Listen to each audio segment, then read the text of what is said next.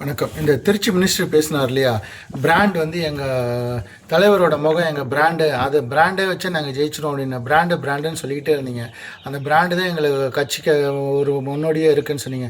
Sir, பிராண்டுங்கிறது என்ன தெரியுமா? ஒருத்தருக்கு அவர் வந்து தனியாக ஒரு தொழில் தொடங்கி அதில் ஒரு இம்ப்ரூவ்மெண்ட் பண்ணி அதை ஒரு அச்சீவ் பண்ணுறது அது அவரோட பிராண்டு. நீங்கள் உட்காந்துருக்கிறத விட அவரோட பிராண்டு இல்லை, அறிஞர் அண்ணாவோட பிராண்டு.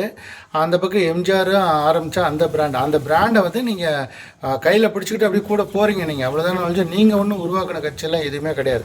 உருவாக்கின கட்சின்னா இப்போ யார் சீமான் சொல்லலாம், அவர் கரெக்ட், அவர் ஒரு கட்சியை உருவாக்குனார்.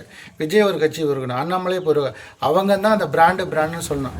ஆனால் நீங்கள் வேறு கட்சியில் வேணால் வேறு ஒரு சின்னத்தில் வேணால் நின்று பாருங்களேன், அவங்க பிராண்டு என்னங்கிறது தெரியும். அப்போ உங்கள் பிராண்டு இப்போ மெஜாரிட்டி இருக்கா, நீங்கள் மெஜாரிட்டி, உங்களுக்கு ஃபுல்லான மெஜாரிட்டி இருக்குது, நாங்கள் தான் என்ன வேணால் பண்ணோன்னா நீங்கள் வேறு சின்னத்தில் போய் அந்த தொகுதியில் என்னங்க, உங்கள் தொகுதியில் உங்களுக்கு ஓட்டு விழுவாது.